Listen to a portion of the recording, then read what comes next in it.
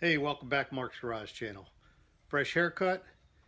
Got a lot done yesterday. Worked on the door, and I could scratch a part off the parts list. I want to show you my fuel tank is in. There it is in the background. That's from LMC truck. They're not cheap, let me tell you. I had a line on one on Marketplace, but it was like 4 hours away, and I just couldn't connect with the guy to pick it up, so I ended up spending the money on a new one. But you know, you had to take scratch one part off the parts list, and you have to add another part. You guys know I'm looking for a water pump. I got some suggestions on where to look, but I've been searching Napa, all the online places. I did find one for I think $265 on eBay for a new one, and I'm debating whether to get that or send out the rebuilds over $200 to have it rebuilt. And if I have a press, maybe I'll try it myself if I can get my hands on a press. Getting back to the door, I watched a great video yesterday from Chasing Muscle Cars, is the channel, and he showed how to take this door apart, get the glass out. He was replacing the glass, but to do that I had to take some things out, and I'm going to do that, and then I can figure out how to make these repairs down at the bottom and then paint it. So I got hung up removing this retainer, which had some rubber underneath. There's the last piece of rubber, dried rubber under there. I'm about to vacuum this off, but you know, every screw taught me how to use the torch, the impact driver, screwdrivers, pliers, chisels, everything to get those screws out. Every one of them fought me. There's 8 of them. But they're all out now, and I can start treating the door. But I still want to hang this door to see if it fits. Alright, it took a little bit of fighting, but I was able to get the window out. The window's over here.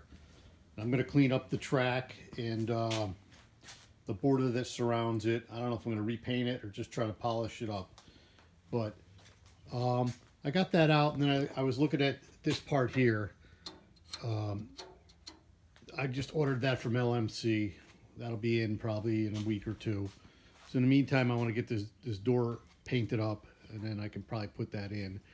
Then the latch itself, I got all the bolts out. One of them fought me a little bit, but I got them out. And I got the handle out, but I cannot get the lock out just yet. And I'm kind of wondering why the passenger door is the only door that has a lock on it. So if anybody has the answer to that, I'd love to know why they put the lock on the passenger side. They expect you to unlock, jump in every time, or just leave your car open all the time. So I'm curious about that. I was going to take the regulator out and clean it up, but I cannot for the life of me get this off. Set screw came out, no problem. But, you know, do I get a 3-jaw puller? No, that wouldn't even work either. So do I pry that off and risk ruining the shaft, or do I leave that and just paint around it? Give me your thoughts on that too, please.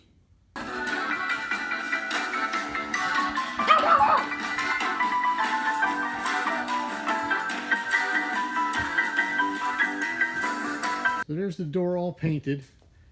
I spray canned it the anodized bronze by Rust-Oleum to match the dashboard. And then I went through the effort of putting on a piece of trim and the trim retainer just to see how it looks. It's got to come off. It's just a mock-up, but I like the way it looks. But I see I scuffed up the paint a little bit putting it on, but no big deal. What I'll do is I'm going to take this trim off anyways and the rubber off.